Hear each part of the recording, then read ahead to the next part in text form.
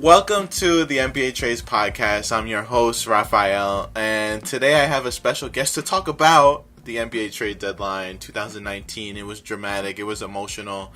There were 20-some-odd trades. I want to say 20-some-odd trades over the past 6 days, 6 days.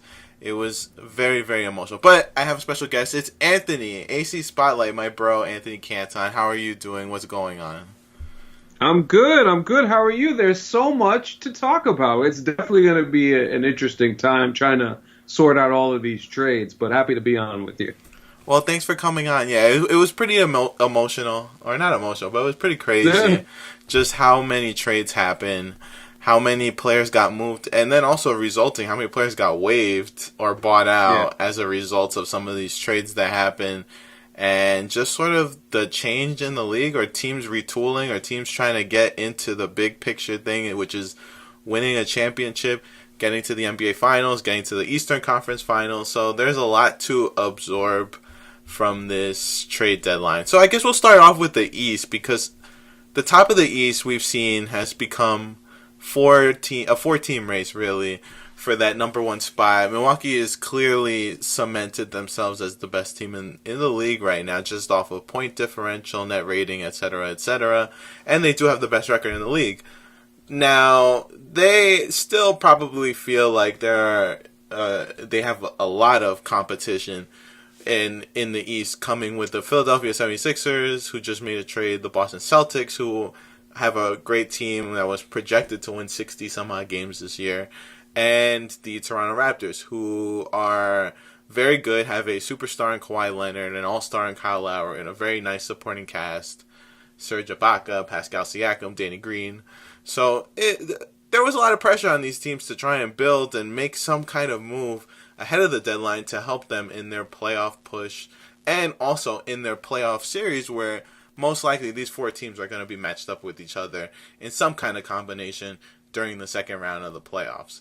So I guess we'll get it started. So a couple days ago, or a day ago, essentially, the Sixers got Tobias Harris, Boban Marjanovic, Mike Scott from the Clippers. The Clippers get Landry Shamet, Wilson Chandler, Mike Muscala, a protected 2020 first-round pick, a unprotected 2021 first-round pick from the Miami Heat, a 2021 second-round pick, and a 2023 second-round pick.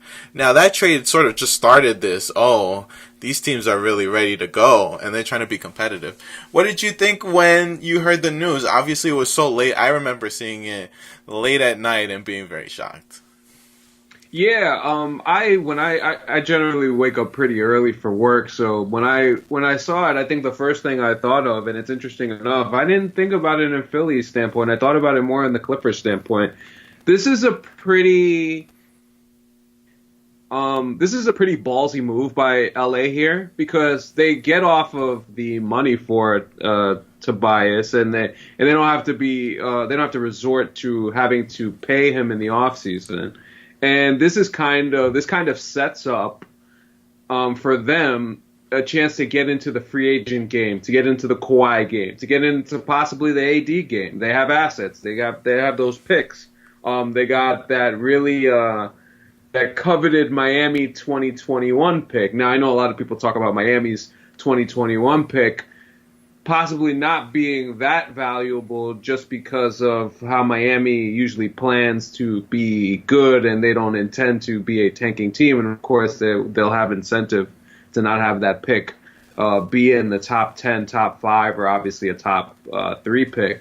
But I think if you're trying to build assets and you're trying to get yourself in the free agency game, which the Clippers are trying to do, you should aim big. And you get those assets and you put yourself in position to have a chance, especially in this offseason, where I think in the course of this conversation, I think it can't be stated enough that this free agency is probably one of the hugest in a long time. But I mean, you can consider 2010 and obviously KD's free agency a couple of years ago when he went to the Warriors, but there are so many impactful players that are going to be on the market come July. And with 2020 free agency not being as good, I think the NBA is going to be set up for a change. in the era of what this Warriors NBA has been. I think it's going to be completely different now. So I think that aspect of it from the Clipper side is very interesting. For Philly, of course, they're really going all in. They're pushing their chips to all the way to the front of the deck, and they're taking a huge chance here because they're taking a chance that all of these guys are going to be able to work together, and kind of fit together. Of course, Jimmy Butler. This is the thing. Jimmy Butler and Embiid throughout this whole season have talked about, we need more shots. We need more. I need the ball in my hands to do this, or I need the ball in my hands to do that. There's always been kind of something, specifically with those two, and of course Ben Simmons, who's a very ball dominant player. Tobias is not exactly that, but also remember Tobias is also playing for a contract too, in a way, so he has to perform. So you kind of put all that in the mix, and you say to yourself, yeah, it looks good on paper, and yes, Tobias enhances their spacing, and he's the good prototypical four that you would want in today's NBA, and it really gives them a puncher's chance. But they're taking a risk that if this backfires, you could have Jimmy Butler leave, you could have Tobias leave, and you will have the cupboard bare in terms of assets. And it makes you wonder, to be quite honest, with Ben Simmons and Joel Embiid being the ages that they are, it seems kind of weird that they would push everything at risk here at this moment, where the Warriors are still the Warriors and a championship is not guaranteed. It seems like them striking the iron right here and not taking more bites at the apple it's a risk, but we'll see what happens. I don't know. What do you think about Philadelphia's risk here? Well, I think it's a big move to give them 4 legitimate all-star caliber players, and I agree with you that the fit is sort of questionable in terms of just sort of or the risk is questionable in just how things could fall apart. And then Philadelphia essentially made this move because they don't feel like they're a free agent destination.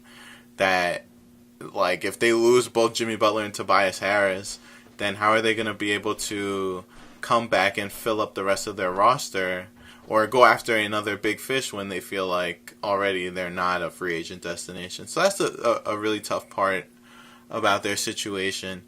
Now, I also question their depth and just sort of the risk that goes involved with sacrificing so many of these players. I mean, Muscala, Wilson Chandler, Landry Shamet, they all played legitimate minutes for this team over the past couple of months since they made the first trade to get Jimmy Butler from Minnesota. So I'm more skeptical, even though their numbers are not that impressive. Muscala was shooting 39% overall from the field. He wasn't, having a great season. Shamet had really impressed and played better as the season wore on, and he really gave them a complementary player who can do some of the similar things that J.J. Redick does, so that you always have a guard running, off screens and running around with Joel Embiid, running off of dribble handoffs, who can make shots and make plays. And he was also showing on the defensive end that he was capable, even though that wasn't what he came into the league as. Wilson Chandler, he fills a lot of different roles. His career has sort of changed a lot in a weird way, because it's like 2 years ago he was a regular player, shot, I looked it up on Basketball Reference. He took 20.3 shot attempts per 36 minutes, and that number has gone, or I think per 100 possessions, and that number has gone down to like 9. And so he's become a guy who just doesn't shoot at all. And so there are questions about him that I think about on the side that don't really have anything to do with Philadelphia's long-term outlook. Yeah. But I think with their team, to sacrifice that amount of depth, because really Boban he's a left-handed pitcher, left-handed relief pitcher in the NBA. He's only really useful if you're playing lineups with another ground-bound big, or not necessarily ground-bound, but a big that sticks to the paint and doesn't have a jump shot, doesn't really affect the game from outside on the perimeter. So he only really works in matchups like that if he's playing against a equally big or slow-footed center, then Boban makes sense. But he's just such a situational player. And Mike Scott has been up and down throughout his career. You really don't know which one is going to show up from either the Atlanta days or the struggle times he had later on in Atlanta to, he had an okay season with Washington last year. But, there are questions about their depth.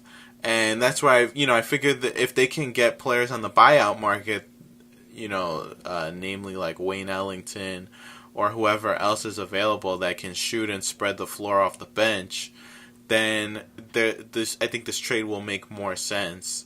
But like you said, who knows how these guys are going to feel coming into free agency if, say, this team loses in the second round, or if they have a really disappointing conference finals, or they play well, but Jimmy Butler and Tobias realize, I don't like being a third banana or a fourth banana. Or a 30th banana. I think it's just in general. Get me hungry with this banana talk. Yeah, but it's when you think about that with that team, how is that going to work? And that's real things that players who have, these two guys have been through experiences where they've been the number one guy on their team, number one offensive option, and to take a back seat.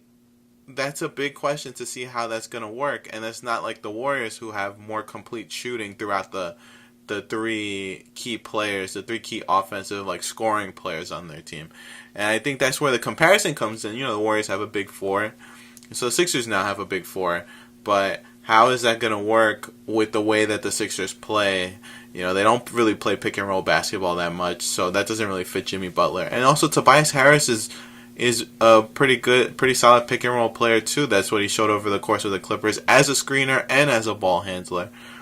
So I don't know. I think it's a big move and it's a very risky move. They traded up pretty much all their assets, their key assets that teams really were pursuing from them if they were to make a trade for a big name player, and so that limits them going down the road in terms of how they're going to build this team, or it's going to leave them with problems in case this situation doesn't work out. And so it's a really risky move, but I can also see that if it does work out, it could get them to the finals.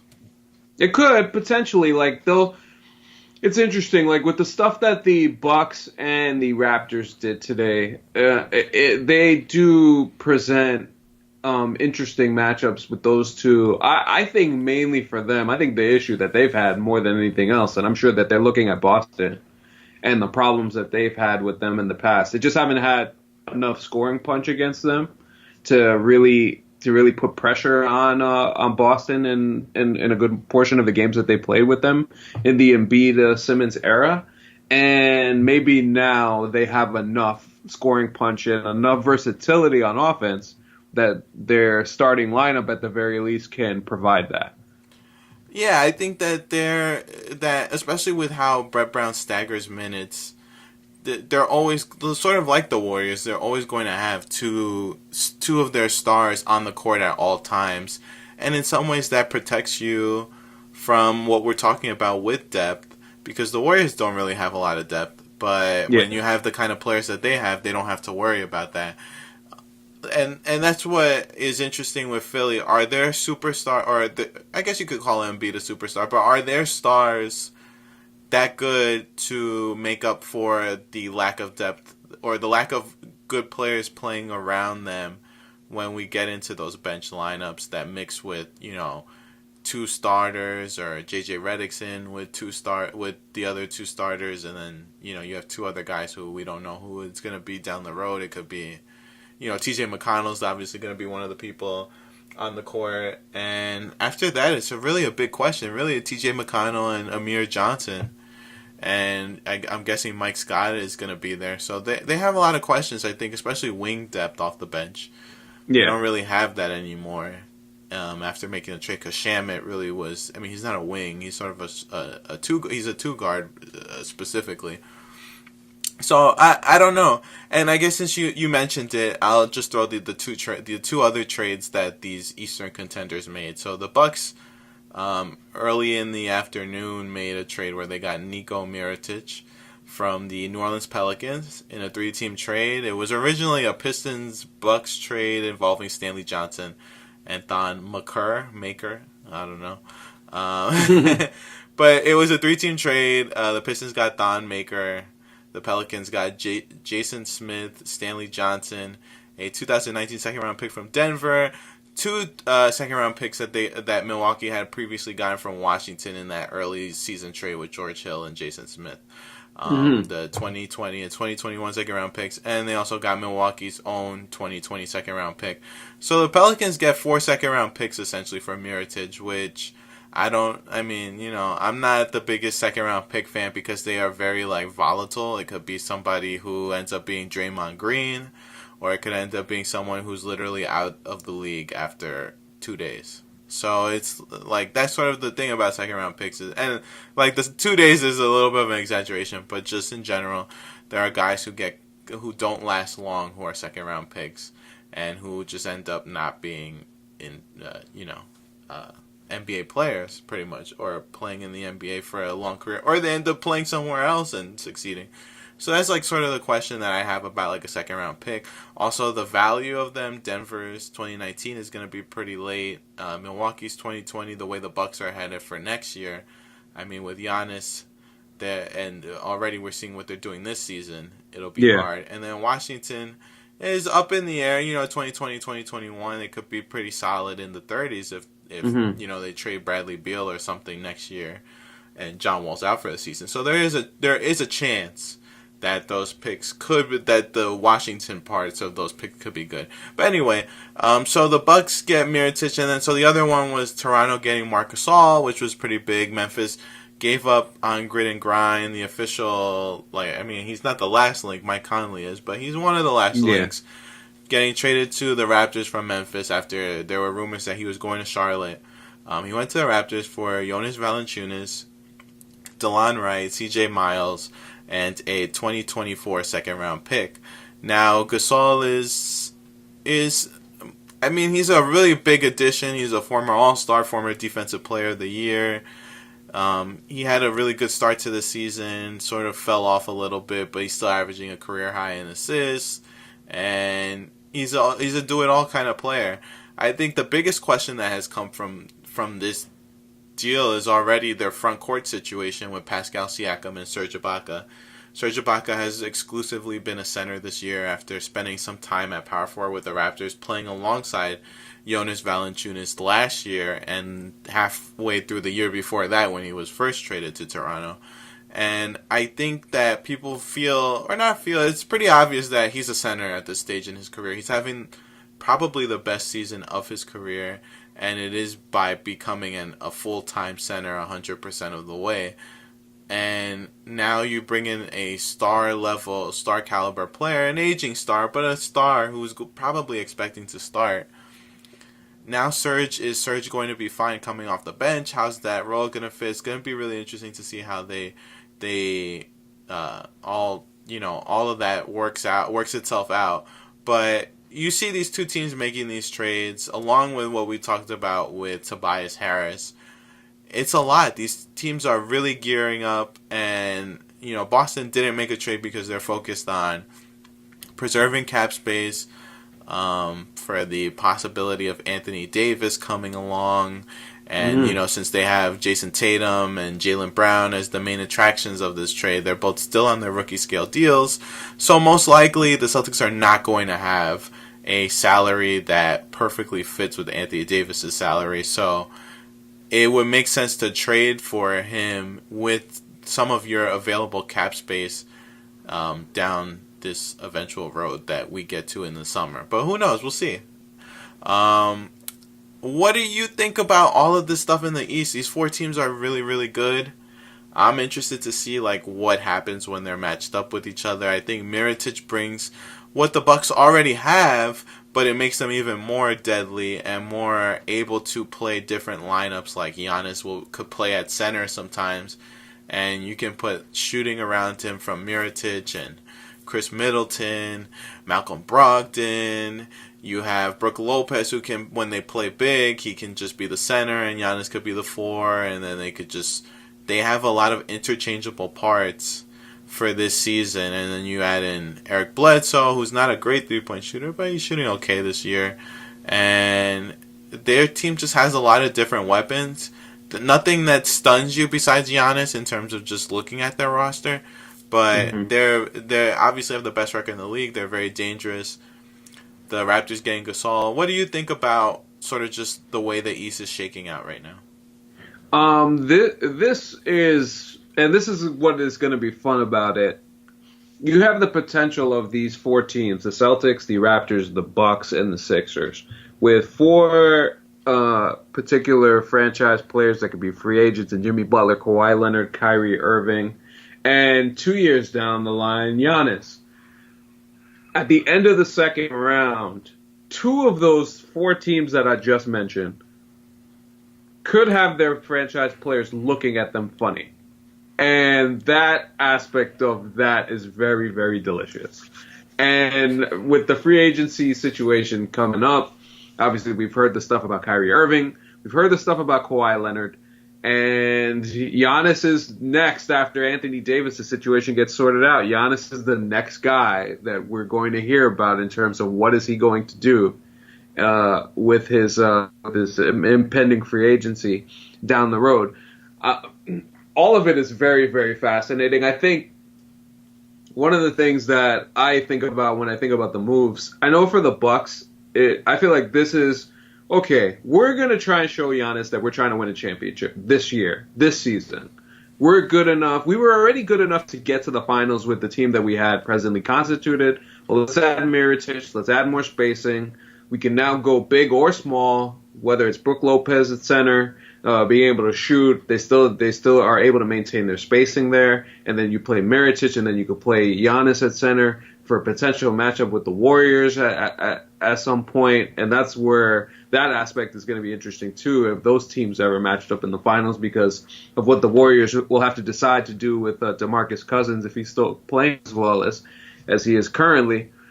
All these teams playing against each other is interesting because it's contrasting styles.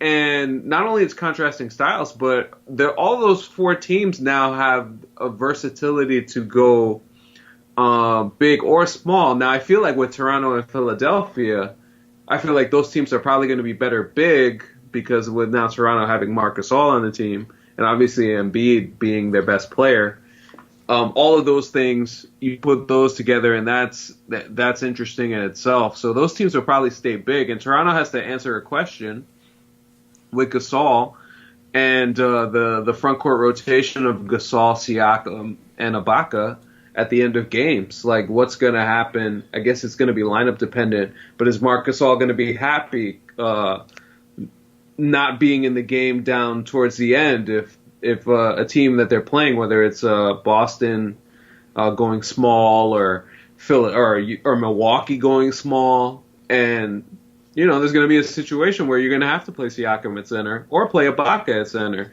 and just play smaller, and they're not going to really have a choice in that matter. They're going to have to play one of those guys, and Gasol's going to have to take a seat. That part of it is very interesting. So, yeah, I'm intrigued by that a lot. Just, like the matchup stuff, like you said, with like just thinking last year, Horford and Embiid, and just how Horford ran him off the court at times. Just how is Gasol going to match up with those types of situations with, like, say, Milwaukee when they go small, or Boston too? Yeah, I think all of those things are interesting. And Boston, of course, is another team that's just very versatile as well. So depending on who matches up with who, it doesn't really matter at this point. I think all of those matchups are they're very close to even. I don't think you can consider. I would say that the Bucks are the best team right now. They've played like it. Their point differential says so, and they've been the most dominant team in the East. Really, for the most part, I feel like Toronto has gotten by on a lot of guile, and their depth, for the most part, has come to help them out in certain instances when Kawhi hasn't played or Kyle Lowry hasn't played separately. Now it's going to get tested a little bit Them obviously losing DeLon Wright. DeLon Wright was a solid player coming off the bench for them, but they're going to be relying more on Fred VanVleet to, provide that scoring punch, which he has for the most part this season. But Toronto's kind of shifted their focus. They're going all in on trying to prove to Kawhi that they are a team that can go to the finals and possibly contend for a championship. And all of this it's high stakes poker. And this is what you kind of want. You don't want what we've seen with the Charlottes and the Detroits and the Washingtons of the world. You want to see these teams make these win now moves and push the chips to the table, because it should be about trying to become NBA champions. It should be about contending. And these teams are all trying to prove to their franchise players that they want to get to that point. So seeing that these four teams are kind of in that position, the loser of this and how the organizations react to this, it's going to change the foundation of the NBA, because some of these players are not going to be on these teams next year. So that aspect of it, it's mind-blowing, but at the same time, it's going to be really fun to watch to see how it plays out. Yeah, it's going to be really, really, really, really crazy. I mean, I think with just those that second round matchup is going to be, both matchups are going to be so crazy. They're going to be like conference finals matchups from previous Eastern Conference Finals series. So you're getting 3 Eastern Conference Finals matchups pretty much. Yeah, think about the series that we've had. I mean, you could say Cleveland and Boston last year, it went 7 games.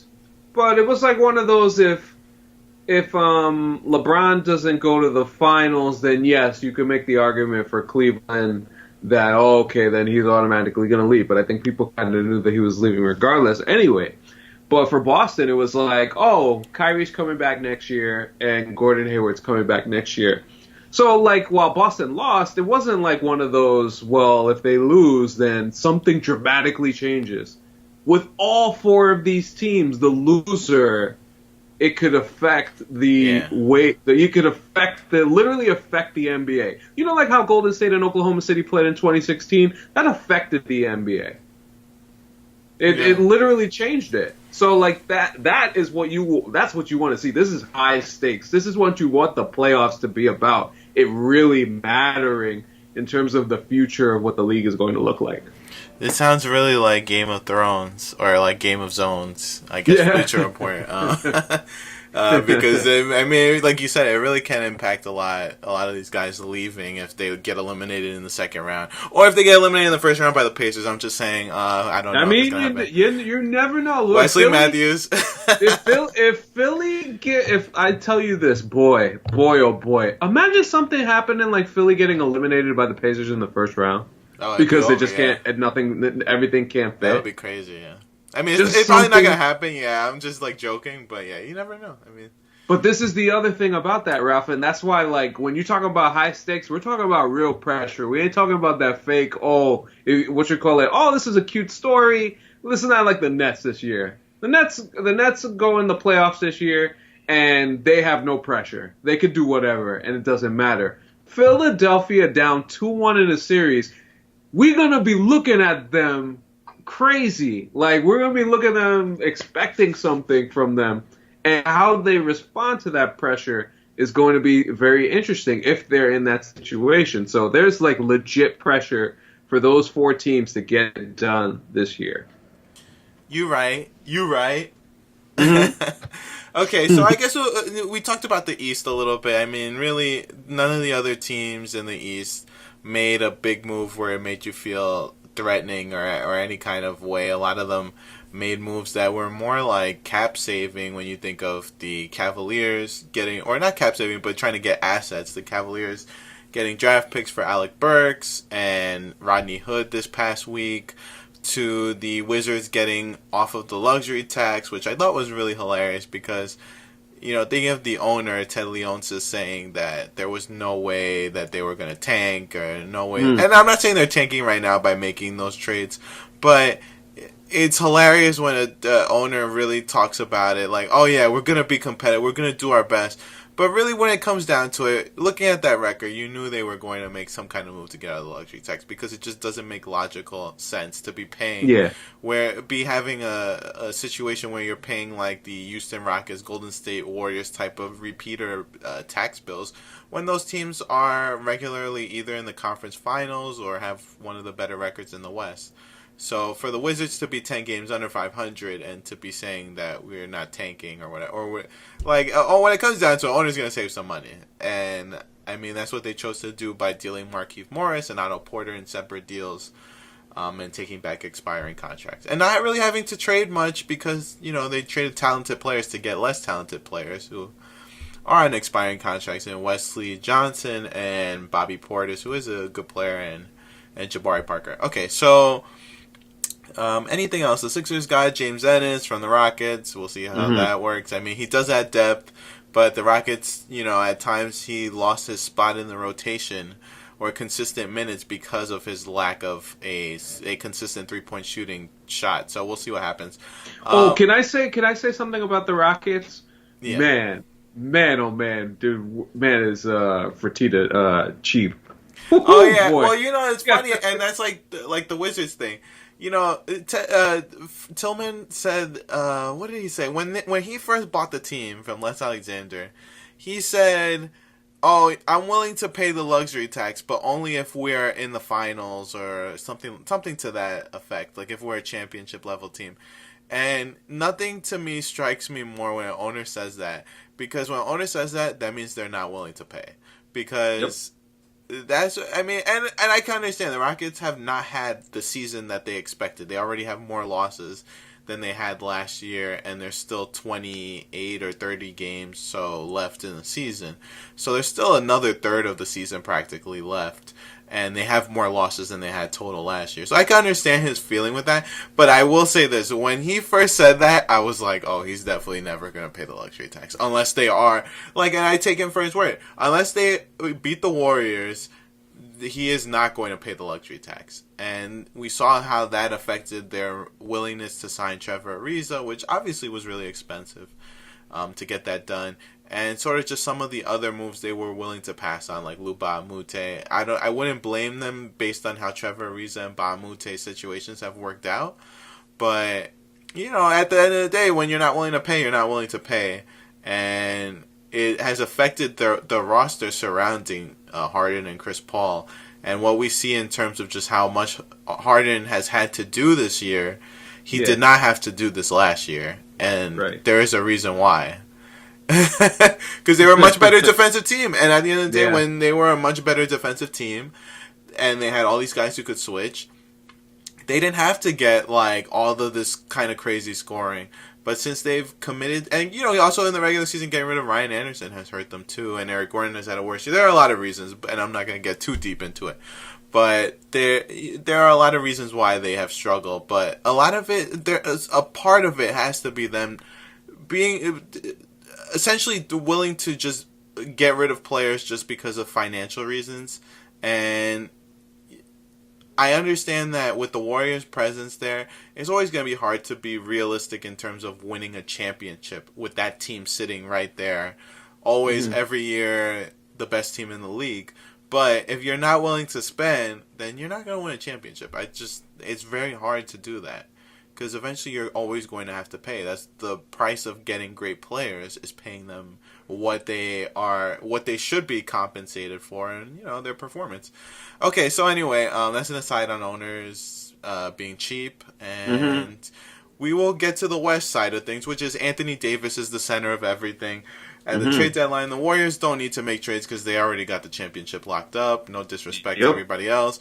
And there were a few other trades, but it felt like a lot of the teams in the West were either making trades that were meant to save money, i.e. like the Rockets, to save money on their tax. The Clippers got 2 expirings in JaMychal Green and Garrett Temple for Avery Mm-hmm. Bradley, who had $2 million guaranteed on his deal next year. So they save a little cap space for next year, having 2 guys who have no guaranteed money for next year and are free agents. Whereas Avery Bradley they would cut and they would still owe him $2 million, so that would still count against their cap.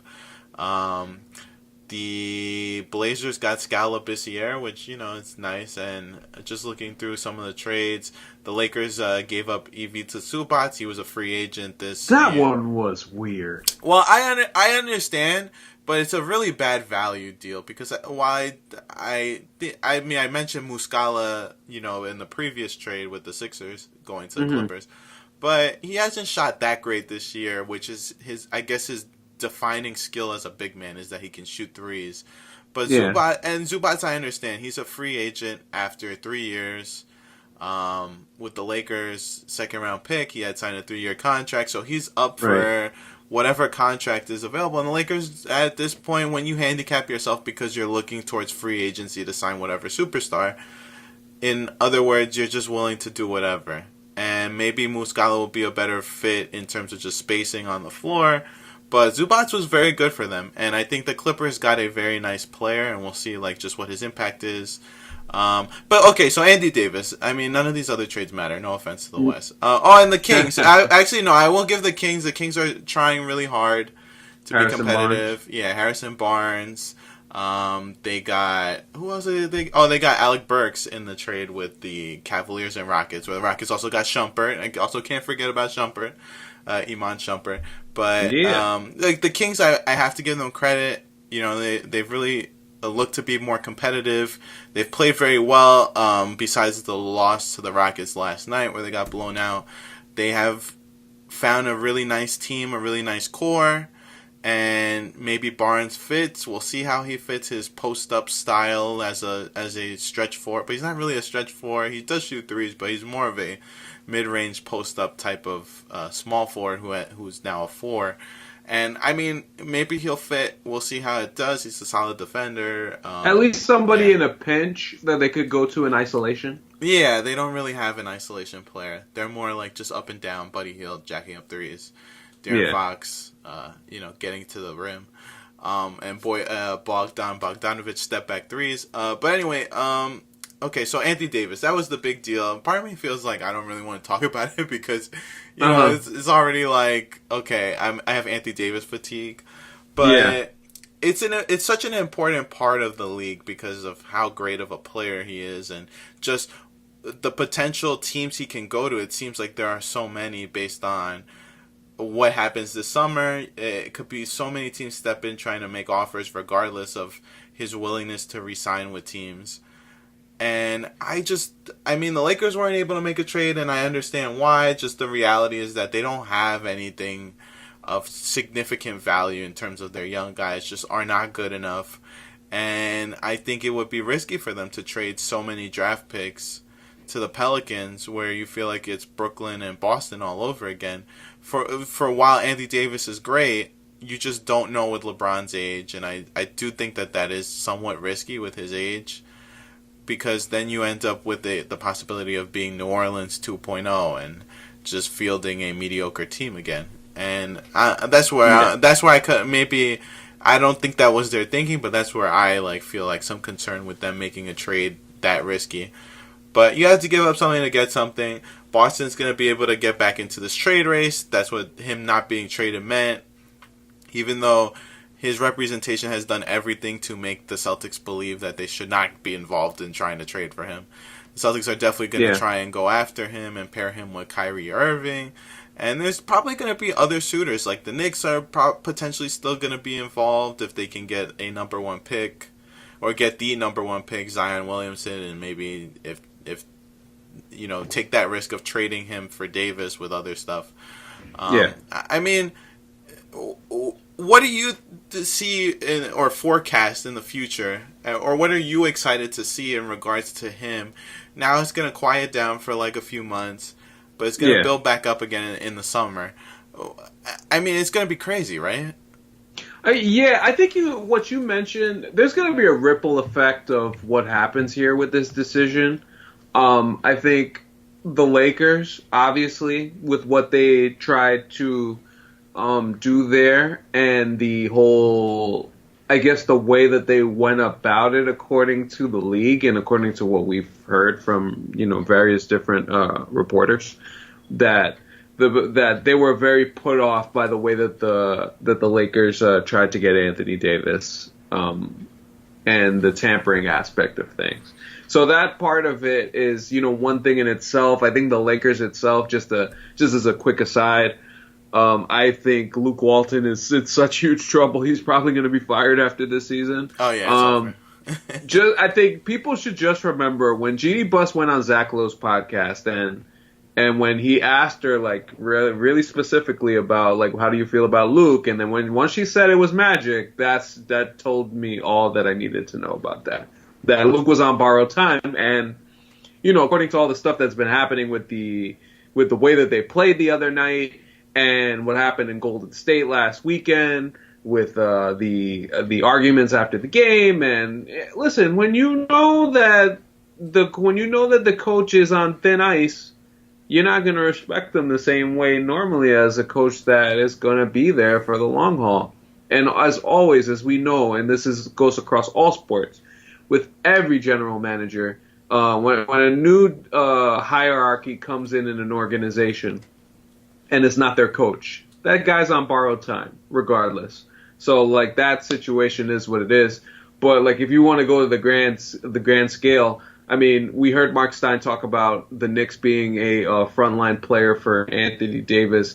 That's interesting. So I guess we're gonna have to find out what pick the Knicks get in the lottery, which that could determine some things. The Celtics, as we talked about earlier with the Eastern Conference, if they get knocked out in the second round and Kyrie's like, peace out, then there is no reason for them to trade. There's no reason for Anthony Davis to be like, oh, okay, Kyrie's going to be there, because he's not going to be there if that's the case. I think Kyrie's going to be out of there if the Celtics don't advance far in the playoffs. So that'll change things there. So I think what happens to the Celtics on the court is going to affect what happens with Anthony Davis. And all these teams have gotten into the mix. We talked about the Clippers earlier, having a chance to maybe get Jerry West in the room with these free agents, and maybe Anthony Davis could be a part of what the Clippers are trying to do. This year, in terms of free agency, is going to set up what the NBA is going to look like for the next 3 to 5 years. And Anthony Davis is at the forefront of that, because I feel like while he is probably not the number one guy that you would have on your franchise in terms of, okay, we can straight up build around him, because I think the power forward / center is always going to be slightly devalued in the NBA nowadays because of the ball being in the hands of the perimeter players more. But in terms of your immediate 1A, 1B guy, Anthony Davis is so important, because if you get him, then you're going to assure yourself of getting somebody else most likely to come in and play with him, because they know that he's unselfish, and they also know that he can finish and he can erase mistakes and just do so many things on the court. So from that standpoint, Anthony Davis it's going to be huge to see what happens. I don't think it's going to be Boston that gets him. I still think Los Angeles still has a shot at it. I think the Knicks do have an outside shot now that we've heard it that much. I think it feels like the Knicks are actually going to get somebody this time. But now that can always change. We've seen what happened with Kevin Durant last night with the him attacking the media and all this other stuff, which is a whole nother story. That's another thing that's happening in here. Even though he was tripping. Even though he's not a part of trade season, he's a part of this mix of what the NBA is going to look like. Like if he leaves the Warriors, then the NBA is effectively changed, and it's back to a more competitive league in terms of actually winning the championship. But as far as Anthony Davis goes, like all the posturing that happened with the Lakers and the Pelicans. I mean, it is what it is at this point. It was pretty clear that the Pelicans were screwing with them. And maybe rightfully so, because the Lakers have tried to do the whole back channel thing, and the league seems like they're tired of it. And I think there's definitely pushback on the LeBron shadow agency / LeBron runs the league Illuminati. Situation. I think owners are annoyed. Yeah, you're right. The LeBron Illuminati is like, that's a real thing. I think the owners are really annoyed at that, and they will try their hardest to make sure that LeBron ages on that Lakers team without any stars to supplement his gifts as he continues to age. And that's another thing. Like, if the Lakers don't get anybody, what's gonna happen there? Like, it's just like LeBron's going to just age out, and that's going to be it. And that's crazy, because we will always assume that LeBron is always going to be into contending. I mean, think about this. LeBron is really punting a season. That's really what's happening here. So, like, this season is just going to go by, and there'll probably be like if they make the playoffs, that's actually still an if, because their schedule is really tough. They could be a 7th or 8th seed or not make it at all.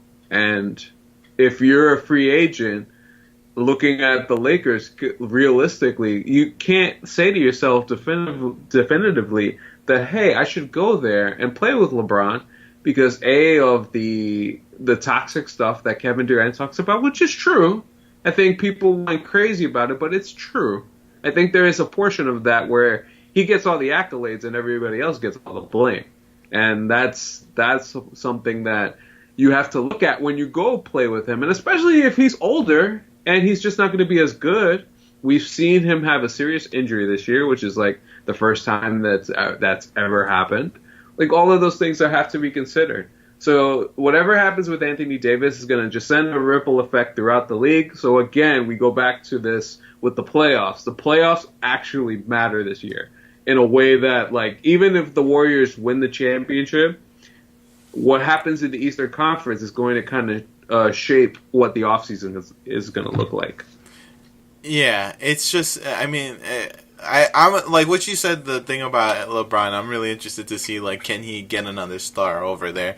Because it seemed like it was going to happen eventually when he first signed, like the talks of whether it be Bradley Beal or Paul George or whoever, and it just feels like I just don't see it, and especially if they don't get Anthony Davis, because it seems like he's the one guy who does want to play with LeBron just because of the agent connection.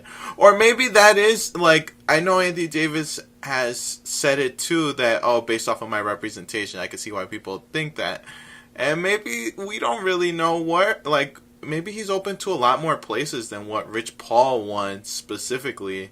Meaning to be with his friend, his longtime friend, and his connection, which is LeBron, and connect that. And maybe that's really just the, Rich Paul working that angle to try and make sure that LeBron gets a superstar with him in someone that he represents. And I'm not trying to say that as like, like he's trying to do something sneaky or whatever, but just, that's just how things work. So I guess we'll just go quickly into the winners and losers, and we'll talk a little bit about the buyout market, like who you're interested in. So who do you think was the biggest winner of the trade deadline? Wow. I would probably have to say the Warriors, because nobody had made a move significant enough to be in still like contention to beat them at this point. I would say the Warriors are one. I would say the Bucks are another one. I feel like they put a hold on the top spot in the East. Toronto did get itself an upgrade at center. The Gasol spacing is going to be interesting to watch. The Sixers, obviously. I do think the Knicks with this Anthony Davis not getting traded to the Lakers, I think the Knicks and Celtics are winners too, because it gives the Celtics still a chance to get in that game, and it also gives the Knicks a chance to get in that game as an option for maybe something crazy in the offseason for them. And considering the stuff that's happening with Durant and Kyrie Irving, that stuff, all of that is in the mix as well. In terms of losers, also I'll say the Sixers. Yeah, the Sixers. They got themselves they got themselves more talent, and they put themselves in position to give themselves a chance to make the finals even more so. So I would say those teams. Losers. That's interesting. I think Memphis, for not being able to trade Mike Conley, or though they may be able to make some more offers at the deadline. They didn't really. I don't feel like they got a lot for Gasol, which is it's kind of like what you can you argue. expect, yeah. Yeah, you can His kind of value. argue that because he has the opt out, so that goes into that situation. I'm trying to think who else. Is there any other big loser? I would say Atlanta wasn't really able to get any of their expirings out of there that they probably would have liked to, because it seems like they were trying to get. They were definitely. You heard that they were in a lot of calls trying to get rid of people. I know they wanted to trade Taurean Prince. That never happened. That was probably. I would say that they're probably a loser in this. Is there anybody? I don't know what. Do you feel like the Philadelphia? Also, we didn't even talk about the Fultz. The Markelle Fultz with Orlando. Well, they're a loser. They're a loser in the sense that, and I think you could connect it to the Tobias Harris trade. That they don't. That really Tobias Harris is as the fourth guy on their team should have been Markelle Fultz. And the fact that he ended up becoming how do I put this in a delicate way? He became an interesting NBA story these past 2 years. The fact that he became that really just completely ruined everything that they had planned. And really led to the Jimmy Butler and Tobias Harris trades. And they would be in a much different situation if Fultz was the third guy with Ben Simmons and Embiid, and just sort of them trying to figure it out. And they'd have a future, and there'd be more hope and promise in terms of, maybe they could get a fourth guy, and they'll have so much cap space. Maybe they could just fill it with a bunch of very good players to fill out their starting lineup. They'd still have Saric and Covington for trades available. They'd still have these draft picks that they just traded for Tobias Harris. So I think that they're the big loser in the sense of team building, not necessarily in the sense of when you trade a guy for a guy like Tobias Harris, and you give up a protected first round pick and then the Heat pick, which is sort of really attractive. I'm not as sold as that being a sexy pick because of just my respect for the Miami Heat. They're always competitive. They always field a good team. The last time they had a really bad team was before they got LeBron. Was before they got Michael Beasley that year when Wade and O'Neal were hurt. And then they traded Shaq in the middle of the season. So I think the Heat have always been really competitive. And they've really only had under Pat Riley a few seasons where you could say, oh wow, Pat Riley really just put together a garbage team that was not able to compete. And so even though these past 2 years, I think people have made fun of made fun of the Heat in the sense that they're in a dire situation because they don't have flexibility in terms of their roster. They don't have a lot of talent. And so when you don't have flexibility and you don't have talent, that's a major weird place to be in, because then that makes you a 500 team, which they have essentially been the past couple of years. 2 years ago they missed the playoffs. This past year they made the playoffs. Right now they're pretty much smack dab in the same exact spot they've been in the past 2 years. So I mean, it's bad, but they're so competitive that the chances of a 2021 pick being that bad, I just don't necessarily see it being that bad. But who knows? I mean, Hassan Whiteside's a free agent. I know people don't think he's that good, but I mean, he's going to be a free agent, I think, after next year. And Goran Dragic, I think he might be a free agent after next. So they'll be in a weird space. I know they were trying to trade him too. Yeah, and he's coming off of arthroscopic surgery on his knee, so there are a lot of questions about their team in the future. But I think with just the way that this team is built and the way this team is coached, they're always competitive. So it doesn't have as much value as, say, like the Knicks. If you had a future unprotected pick from the Knicks, you'd be like, oh, okay. That'd be great because you know the Knicks are very inconsistent and just the organization has some chances of falling apart. And I think you could look at that with some other organizations around the league that make mistakes and are never competitive, i.e. if like Phoenix gave a pick or something like that, like it'd be unprotected, that'd be pretty bad.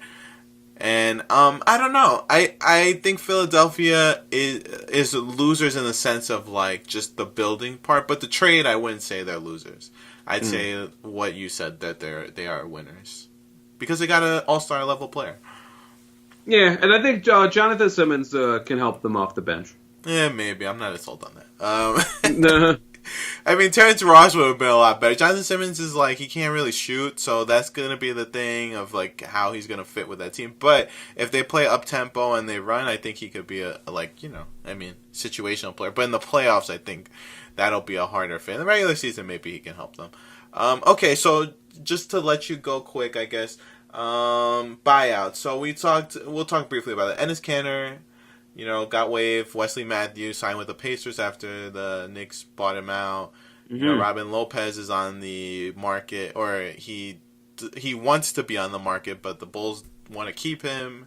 Yeah. And there are a few other players. I heard DeAndre Jordan staying. Wayne Ellington just got waived, so he's going to be available. And so there's going to be a few players. Is there anybody that you think could be a game changer or a big time impact player? Zach Randolph too is going to be on the buyout market. I don't see Canton. I mean, you already know how I feel. Anthony's done with Canton. Know how I feel about Canton. I'm going to ask you about. Okay, I know what my last question is going to be. In terms of buyouts, Wes Matthews does help the Pacers probably need a little scoring punch, so that'll be a nice addition for them. That helps. I'm trying to think. Who else is a guy that's available? Can you give me a couple of names? Robin Lopez, or like people I didn't mention. Yeah, people you didn't mention. Okay, then I have to think about this. Oh, well, Jeremy Lin is probably a candidate to be bought out. I mean, it's very possible. The Hawks just traded for Shelvin Mack, who's another veteran point guard. So, I mean, I could see one of Jeremy Lin or Shelvin Mack being bought out because they already have Trae Young, and they probably would only need one backup guard. On bad teams, Chicago, I already mentioned Robin Lopez. Cleveland, I don't think that there really is a buyout. They've pretty much traded off every veteran or semi-veteran on their roster, besides Kevin Love and Tristan Thompson, who are both on big contracts, and I think probably have trade value for that team. Is there anybody else? I'm trying to think. I mean, low-key, I mean, this might sound crazy, but I'd say Isaiah Thomas. I'm not saying true. it as you like think they're cutting I'm him? not reporting it or anything because I'm not a reporter, but but I think with just how Monty Morris has fit in with the team, and they already have Gary Harris, Jamal Murray, Malik Beasley, that backcourt is just so set. I could see the possibility of him being bought out if he wants to play, to prove that he can play, because for him, he only took this contract because he thought he was going to play. And he hasn't played yet because he's still recovering. I know he's supposed to be back in the next few weeks. I mean, how is he going to play with that team? Especially these guys who were injured this past, few weeks or past month would have been the best time for him to audition, essentially. But all of these guys are coming back from injury. Jamal Murray missed a few games. I think Gary Harris is still out, but when these guys officially come back and they have their full squad, there's really not going to be a place for Isaiah, because right now the way Monty Morris has played as Jamal Murray's backup, it would be very, very hard to see Isaiah getting time. So I could see him getting waived. Who else am I thinking? Here's one. Wayne Ellington. Maybe the Lakers will sign him as an extra shooter. Yeah, and he has a lot of teams he could go to. I feel like Philadelphia could really use him. Oh, yeah, I'm sure the they'll Lakers. Be interested, I know the Pistons were one team that was reported that would be interested in him. I think Memphis, I don't think that they're going to buy out. Omri Caspi, I heard, but he's injured, so that's different. Well, with the Lakers, again, another person. Carmelo. Oh, yeah, we forgot about Carmelo. No. See, that's how much he matters. This is, like, not even worth talking about. But would you think Carmelo could help someone? No. No, I don't think he could help someone. If the Lakers get him, they should be ashamed of themselves. Marcin Gortat is another one. He just got waived by the Clippers. I feel like he's washed. Yeah, he is washed. Here's the thing: we do this with the buyout market every season, and then when you really look at it, is most of the time is dudes that really can't help you. Like I feel like the one person that really has kind of at least helped stabilize them a little bit was when Capella went down and they were able to get Kenneth Faried. It's like a good spot. Yeah, like you wouldn't want him long term. Yeah, you would not want him long term, but you can play. Like when Capella comes back, now you can play him on second units, and now you don't have to play the corpse of Nene. Yeah, no, true. I do think like Faried does bring value, but it'll be hard to see his long-term outlook of his career. Okay. And breaking news: the New Orleans Pelicans are releasing forward Markieff Morris, who is currently dealing with an injury. Yeah, he's had a neck problem for the past couple of months, so he could potentially help someone if he's already been waived, so he can be signed pretty much whenever before the playoffs start to make a roster.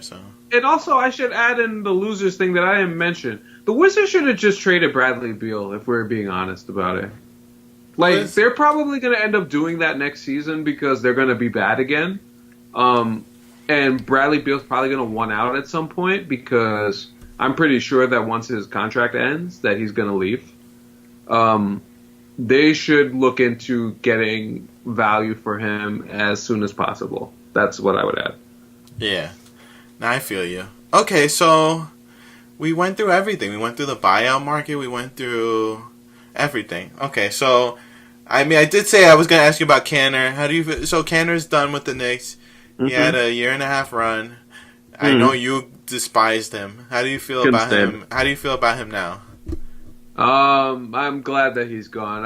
I've never found somebody who was getting passes from the media and from basically everybody because he's a sympathetic story because of what's happened to him back in his home country. So like obviously there's a part of that you do feel some empathy for. I'm not that heartless. I do have a heart. But I felt like during the time that he was here, what was interesting is that every time that he would sit at the end of a close game for defensive purposes, you would hear something about it from him in the media. You would hear something about it from him on social media. And I'm telling you, like the majority, if you heard this from other players in the league, or like people who are better than him would get criticized. I have never seen a player who's a role player at best get away with that or just have it glossed over. And that part of it just like it bothered me a lot because it's like, and I know the Knicks are bad, so a lot of people don't really care at this point. But if you're trying to build it, how could this dude become a distraction? Is like what I'm saying. Like it really got to the point where he literally turned the Knicks into a distraction, his own distraction, because he wanted to play more. And then he kept talking about, I want to win. But like it's pretty clear that the Knicks playing with him on the court meant that they were going to lose because he can't guard anybody. So I'm glad he's gone. That much. Well, I guess that's the end of trade season. I wonder what NBA trades is going to do now. I'm going to be stuck. Podcast and find old GMs to talk about. Well, maybe they shouldn't have made that trade back in the day. NBAbuyouts.tumblr.com. The history of buyouts. Okay, so Anthony, thank you so much for coming on. I know I kept you a little long. I'm already like, well, damn, it's an hour. Okay. But anyway, this has been the NBA Trades Podcast. Anthony, where can people follow you? You can follow me on Twitter at AC Spotlight 95. Obviously, the AC Spotlight Podcast. Where the spotlight shines brightest in sports. Or not in sports anymore. I see you do a lot. It's very a very diverse set of topics, and it ranges a lot of different fields. So it's not just where the spotlight shines brightest on sports anymore, right? Yeah, I would say so. I always want to thank Jade Hoy. Shout out to the Count the Dings Network. I've been able to meet a lot of different people there. And I've been able to be given access to a lot of different people there to have different types of discussions about a lot of things, whether it be personal or otherwise, and a lot of more long-form, free-flowing conversations. And we'll definitely try and continue that as we go back and forth as I continue the podcast. But of course, we'll be talking NBA as we continue as well. And of course, I do Marvel Cinematic University with Jay Christie, Jerome Chang, and Nitzan Blovstein, and that should become more back into the forefront because Captain Marvel's coming out in about a month, and Avengers Endgame is not too far away. So that should be fun too. So go check that out. Yes, indeed. This is the NBA Trades Podcast. You can check us out on Twitter. I'm on Twitter, NBA_trades. Facebook page, NBA Trades. Subscribe to the podcast. I mean, if you're already listening, that's great. So that means you probably are already subscribed or whatever. It's on Google Play, YouTube, Stitcher, and it's on the site, nbatrades.tumblr.com. It's also on YouTube, so check it out. Subscribe, rate, review. That would be great, and I would really appreciate that. Anthony, thank you so much. This is the NBA Trades Podcast. Peace. Yes, sir.